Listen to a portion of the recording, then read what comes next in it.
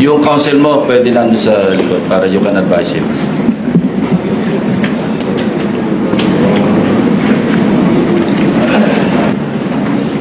Are you ready? Mr. Chair, I wish I can make a few clarificatory questions before we start. But these are prejudicial questions, Mr. Chair. Later. Let's hear first from the principal witness this morning. No, but these are prejudicial questions. Okay, Mr. go ahead, Chair. go ahead.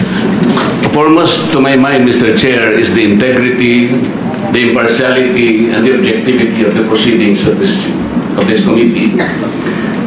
Mr. Chair, you were interviewed on Billionario Channel by Ms. Pinky Webb. Basahin ko po, sabi niya, Senator Ping, para sa inyo, sino ba ang sabihin natin worth it or dapat na ikonsidera na state witness na ipasok man lang dito sa Witness Protection Program? And you responded, at this point between Diskaya and Bryce Hernandez, Mr. Chair, question is, does the chairman has the prerogative or the right to make judgment? No. That's my perspective, no? That's my personal opinion outside of the hearing or outside of this hall. So don't question my opinion. I am not questioning your opinion, Mr. Chair, but you are the chairman of this committee. Anyway, let's proceed with the You are not interested in the prejudicial question that I am going to raise, Mr. Chair? Go ahead, you raise your Kaya nga sinasabi ko sa inyo an investigator, we are investigating. May kagat tayo rito. Mr. Chair, we are still in the investigating.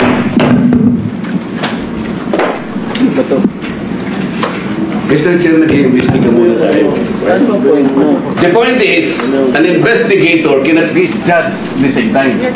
Do not judge. We are not judging. No, ang importante rito is the objectivity, sinasabi ko na sa'yo Are you trying to steal the show? No. Are you trying to steal the show? No. I am raising prejudicial question. I am, sinasabi ko,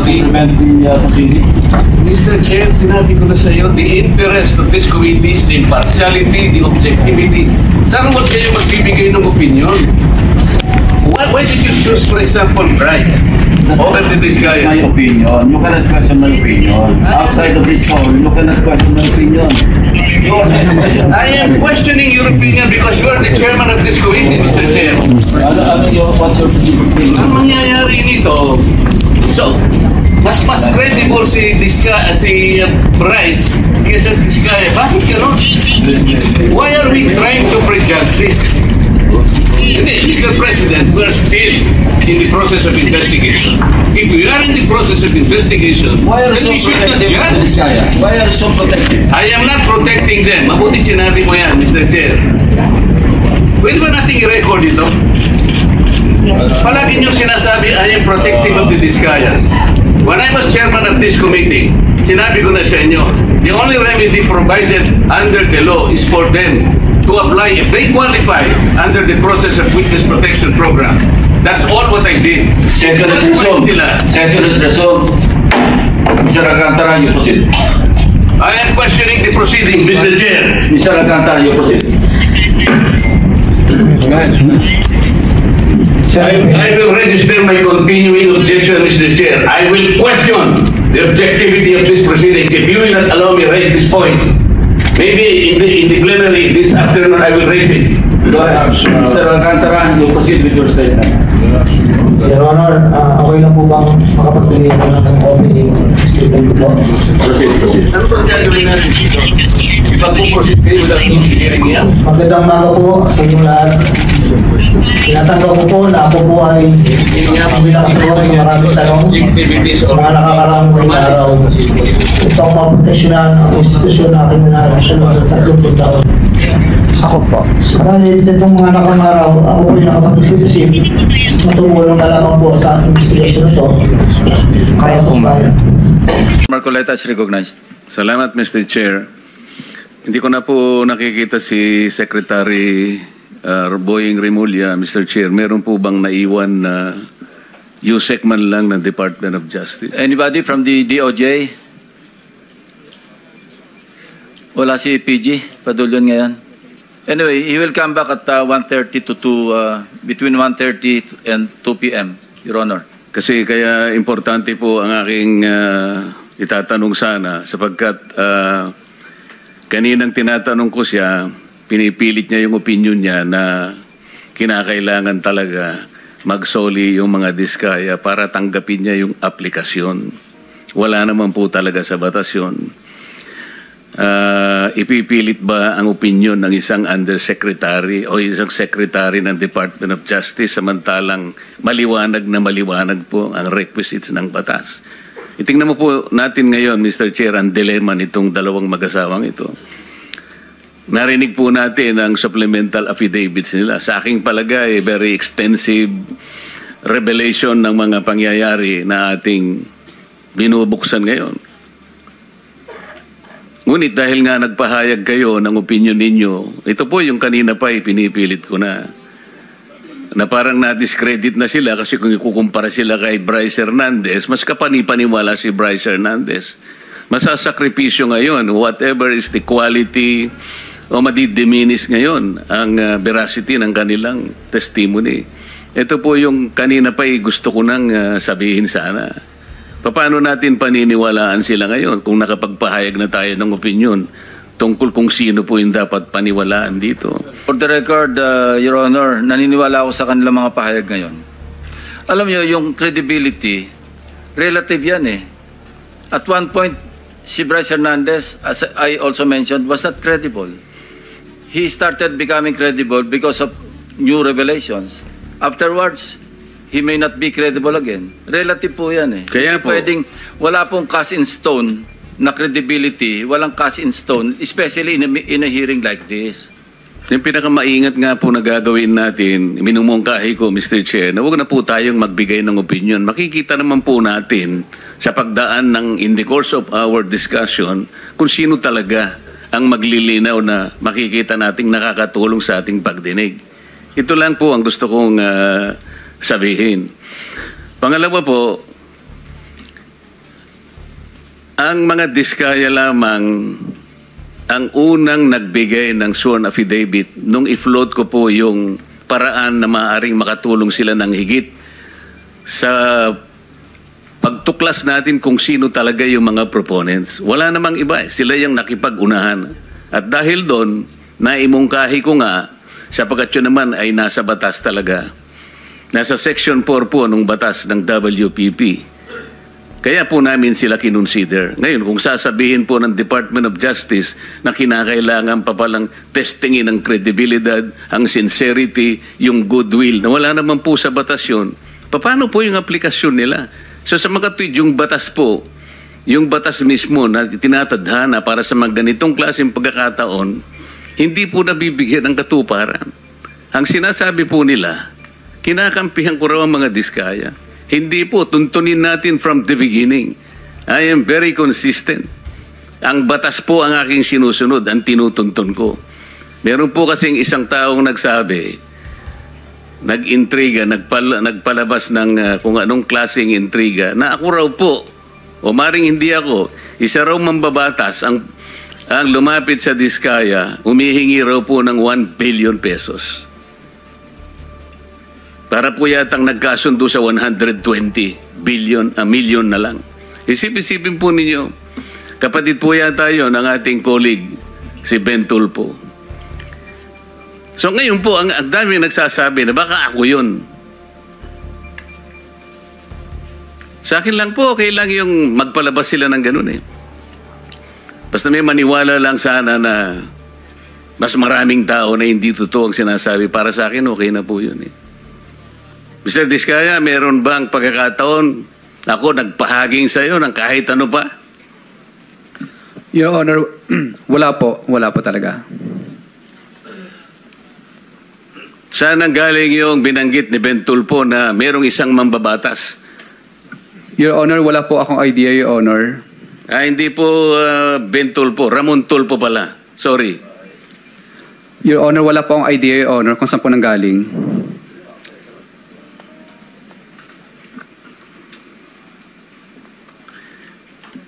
Balik po tayo dun sa sistema na gusto kong maging daan para maayos natin sa pamagitan po ng pagdinig na ito.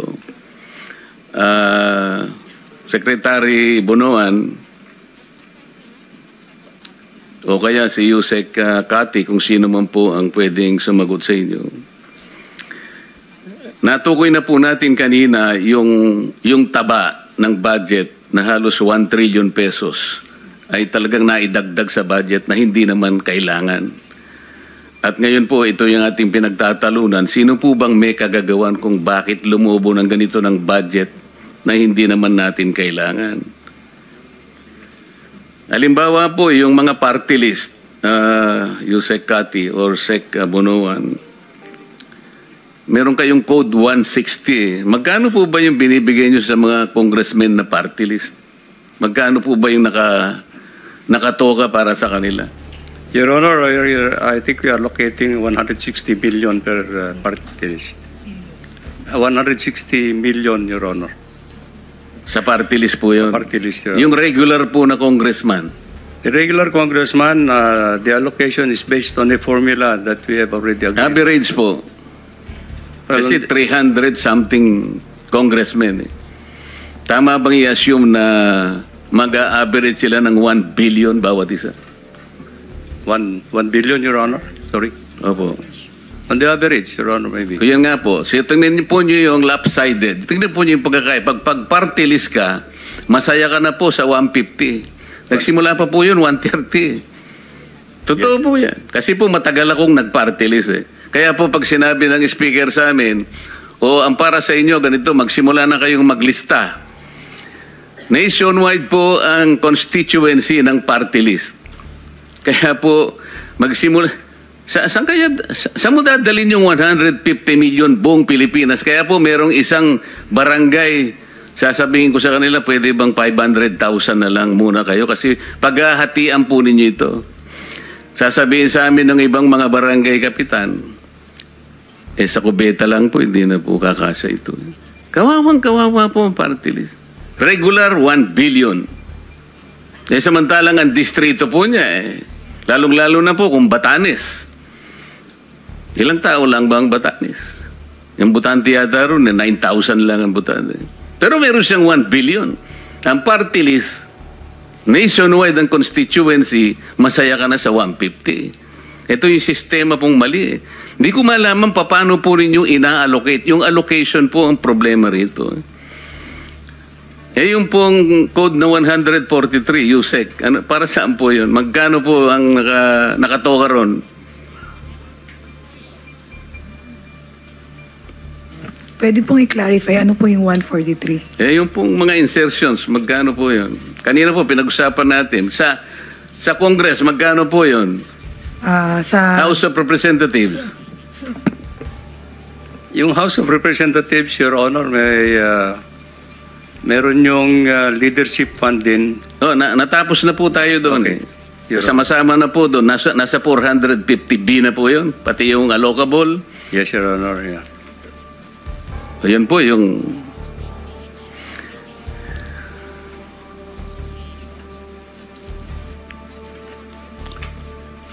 Mr. Bryce Hernandez, para naman hindi naman ako masiro, gusto rin kitang tanungin. Kahit sinabi ng chairman nung isang nakaraang pagdinig na na-exasperate na sa iyo, sinabi sa iyo, incredible ka talaga. Kasi hirap mo talagang paniwalaan Pwede mo bang bigyan kami ng estimate sa flood control projects lang, 2023 to 2025, magkano yung value ng lahat ng flood control projects sa Bulacan? Sa distrito mo lang, yung first engineering district. Mabilis pong computation siguro. More or less po, kung 10 billion po yun, ang total na halaga lang po talaga nun is mga 3 billion lang po, Your Honor. Kasi yun lang po talaga yung ginagamit nating pang budget para sa construction po mismo. Sino po ang... Nagbanggit ka kasi ng dalawang kasama namin dito. Ibig mo sabihin, walang mga congressmen na involved? Meron po, Your Honor. Nabanggit ko na din po kanina, Your Honor. Wala kasi ako kanina. Pwede mo bang ulitin? Ang sinasabi kong involvement, yung katulad na binanggit mo sa dalawang kasama namin dito, humihingi rin ng porsyento. Opo, Your Honor, 25% po. Sino-sino sila? Si Kong Zaldi ko po. Hindi, sa Bulacan ang sinasabi ko eh. Nabanggit mo na si Saldi kanina. Yung sa mismong First Engineering District ng Bulacan. Your Honor, ang kausap po, ang Congress po namin doon nung 2022-2025, si Kong Boy Cruz. Kaya nga, sila rin ba ay ganun din ang patakaran, kumukuha rin, kagaya na sinasabi mo sa dalawang kasama namin dito? May pag-uusap po sila ni Boss Henry. Alam mo rin yung pag-uusap eh, kasangkot ka rin eh. Magkano nga? 30? Hindi po, Your Honor. Ang Magkano? alam ko po, 15 to 20% lang po. Sino-sino sila? Yung congressman po na nung panahon pa yun, no 2022, si Kong Diche Pancho po, tsaka si Kong Boy Cruz po. 23, 24, 25. Sino-sino sila? Yun po sila po, Your Honor. Sila po ang congressman dun sa panahon na yun, Your Honor. Sino-sino ba yung congressman ng First Engineering District? Hindi mo kilala? Yun nga po binanggit ko po, si Kong Tina Pancho po, si Kong Boy Cruz po, saka si Kong Danny Domingo po. Sila po. Silang tatlo lang Sila lang po ang congressman po namin. ng First Engineering District. Yes po, Your Honor. So sila, 15 to 20, paano yun? Opo, parang ganun po, nasa 15% po to 20%. Pero doon po pumapasok din yung nabanggit po ni Congressman Toby Chanco na meron pong yung mga bumababa po sa lugar nila na wala silang idea, basta bumababa na lang po, doon po yung meron pong parking. So si Congressman Saldico, ilan naman ang sa kanya? Nasa 25% po, Your Honor. 25% ng how much? Kung magbaba po siya Kanina sabi mo 3 billion, di ba? Opo, kung magbaba po siya ng 1 billion, that's 250 million po, Your Honor. Sinabi mo na kanina, yung total sa First Engineering District, 2 billion pesos. 3 billion pesos, kamo. Example lang po yun, Your Honor, na yun lang po yung magagastos sa actual construction po, Your Honor. For example, na 10 billion po. Pero ang magagastos, Ang magagastos lang po talaga sa actual na pagpapagawa ng proyekto is kung 10 billion po yung budget, nasa 3 billion lang po. pwedeng matitira 7 billion. Yun po doon po pumapasok yung mga iba-ibang gastos, Your Honor. Kasama na po yung proponent. Ilan nga yung gastos para sa proponent? Yun ang malaki. Opo, Your Honor. Ilan sa 7 billion ang para sa proponents? Yun po, 25 to 30% po. Magkano nga yun? 2.5 to 3 billion po, Your Honor. 2.5 to 3 billion? Yes po, Your Honor. Opo. Of 7 billion. Hindi po. 25 to 30% of 7 billion. Kaya nga 3.5, 2.5 to 3.5. Your Honor, hindi po kasi ang titingnan po kung magkano po yung ibinabang budget sa appropriation. For example po, 10 billion. Kukunin po dun sa 10 billion yung 30% po. So that's 3 billion po. Yun po yung proponent po. Sa buo. Opo, Your Honor. So yung proponents, 3 billion. Opo, in short, 30% po kung magkano po yung ibababa.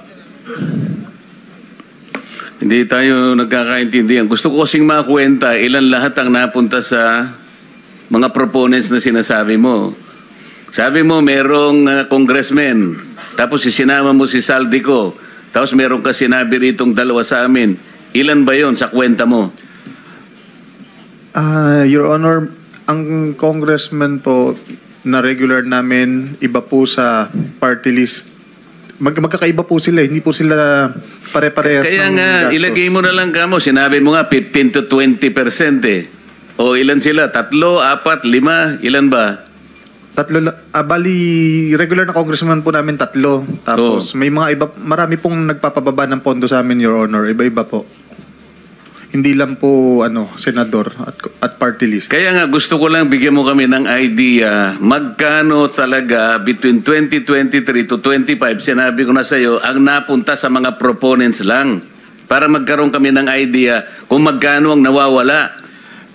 Your Honor, wala po akong exact figure kasi kung magkano po ang napuntang bumabang budget 2022 to 2025. Kaya po nagbibigay po ako ng example na kung ang bumaba po doon is 10 billion, 30% po approximately ang napupunta sa proponent po.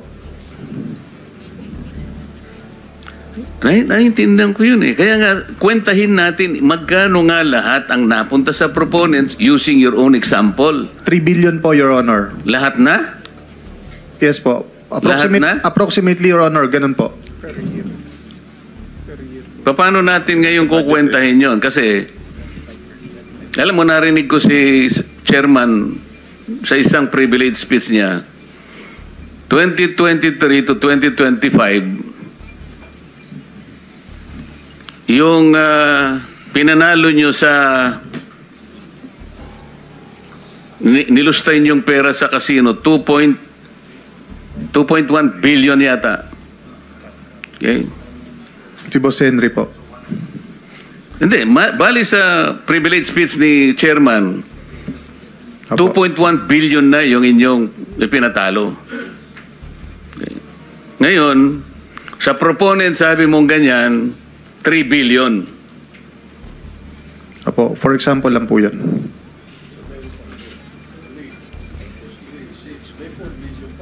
Saan yung 4 billion?